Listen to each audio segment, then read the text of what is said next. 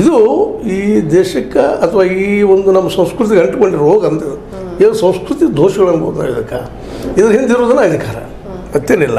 ಅದಕ್ಕೆ ಮುನಿಯಪ್ಪಗೆ ಮತ್ತು ಅವ್ರು ರಮೇಶ್ ಕುಮಾರ್ ಅವರು ತಮ್ಮದಾದ್ರು ಬ್ರಾಹ್ಮಣರವರು, ಇವರು SC ಈ ಒಂದು ತಿಕ್ಕಾಟು ಇದಾವ್ರಿ. ಎಲ್ಲ ಕಣ್ಣಿಗೆ ಕಾಣೋಂಗಿದ್ರು ಸಹಿತ ಇವ್ರು ಮುಚ್ಕೊಂಡು ಹೋಗ್ತಾ ಇರ್ತಾರೆ. ಬಟ್ ಈಗ ಇಂಥ ಸಂದರ್ಭದಲ್ಲೇ ಯಾಕಂದರೆ ಅಧಿಕಾರ ಬರೋ ಸಂದರ್ಭದಲ್ಲೇ ತಮ್ಮ ಬೇಕಾದ ವ್ಯಕ್ತಿಗೆ ಅಧಿಕಾರ ಕೊಡಿಸೋದ್ರೊಳಗೆ ಇವೆಲ್ಲ ತಿಕ್ಕಾಟಗಳು.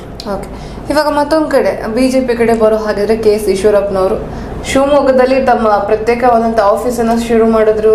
ಅಲ್ಲಿ ಗಣೇಶ ಹೋಮ ಕೂಡ ಮಾಡಿಸಿದ್ರು.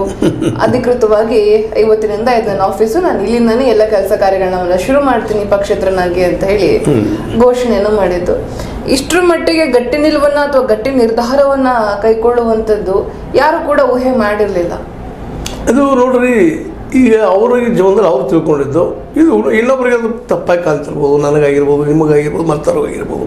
ಆದರೆ ಅವ್ರಿಗೆ ಏನಪ್ಪ ಅಂದ್ರೆ ತಮ್ಮ ಮಗನಿಗೆ ಯಾವುದೋ ಪ್ರಸಂಗ ಒಂದು ರಾಜಕೀಯ ಅಸ್ತಿತ್ವ ಕೊಡಬೇಕಾಗಿದೆ. ಅವ್ರಿಗೆ ಮಾತು ಕೊಟ್ಟಿದ್ರು, ತಪ್ಪಿದ್ರು ಅಂತ ಬೇಜಾರಿ. ಅದು ಒಂದು ಜೊತೆ ತಮ್ಮ ಮಗ್ಗೊಂದು ಭವಿಷ್ಯ ಮಾಡಿಕೊಡ್ಬೇಕಾಗಿದೆ ತಮ್ಮ ಕಾಂತೇಶ್ ಅವ್ರಿಗೆ. ಯಾಕಪ್ಪ ಅಂದ್ರೆ ಅವರು ತಮ್ಮ ಮಗ್ ಮುಂದೆ ಏನಪ್ಪ ಉದ್ಯೋಗ, ಅವರೆಲ್ಲರೂ ಪ್ರತಿಯೊಂದು ಇವತ್ತು ರಾಜಕಾರಣಿ ತಮ್ಮ ಮನೆ ಉದ್ಯೋಗ ಏನಪ್ಪ ಅಂದ್ರೆ ರಾಜಕಾರಣ ಮಾಡೋದಪ್ಪ, ಹಿರಿತನ ಮಾಡೋದಪ್ಪ ಅನ್ನೋಂಗಾಗಿ ಹೋಗ್ಬಿಟ್ಟಂದ್ರೆ ತಮ್ಮ ನಂತರ ತಮ್ಮ ಮಕ್ಕಳು ಬರಬೇಕು ಅನ್ನೋಂಥ ಒಂದು ಪರಂಪರೆನ ಹುಟ್ಟಾಕ್ತಾ ಇದ್ವಿ, ಹುಟ್ಟು ಹಾಕಿ ಹೋಗಿದೆ. ಹೀಗಾಗಿ ಈಗ ಕಾಂತೇಶ್ ಒಂದು ಹೊಸ ಒಂದೇನು ಬದುಕು ಕೊಡಿಸೋಳಗೆ ಅಂದರೆ ರಾಜಕಾರಣದ ಭವಿಷ್ಯವನ್ನು ಕೊಡಿಸೋಳಗೆ ಅವ್ರು ಇವತ್ತು ಮಾಡಿದ್ದಾರೆ. ಅದಕ್ಕೆ ಅವ್ರು ಮೋದಿಗೆ ಅವರು ಖ್ಯಾರ ಇರ್ತಾ ಇಲ್ಲ, ಯಡಿಯೂರಪ್ಪರ ರೀತಿ ಮೊದಲು ಮಾತಾಡ್ತಾ ಇಲ್ಲ. ಹೀಗಾಗಿ ಒಂದು ಇನ್ನೊಂದು 4 ಜನ ಇದ್ದಾರೆ ಅವ್ರಿಗೆ ಬೆಂಬಲವಾಗಿ. ನೀವೇನಾದ್ರೂ ಆಗಿ ನಾವು ನಿಮ್ಮ ಜೊತೆಗೆ ಇದ್ದೀವಿ ಅನ್ನುವಾಗ, ಉದಾಹರಣೆಗೆ ಯತ್ನಾಳೆ ಆಗಿರ್ಬೋದು, ಸಿಟಿ ಆಗಿರ್ಬೋದು, ಮತ್ತು ಇನ್ನುಳಿದವ್ರಿಗೆ ಆಗಿರ್ಬೋದು, ಅವ್ರ ಪಾರ್ಟಿಯಲ್ಲೇ ಅವರು ಸಹಿತ ಸಪೋರ್ಟಿವ್ ಆಗಿ ನಿಲ್ತಾ ಇದ್ದಾರೆ. ಹೀಗಾಗಿ ಒಂದು ಬಣದ ರಾಜಕಾರಣ BJP ಹೆಂಗಂದ್ರೆ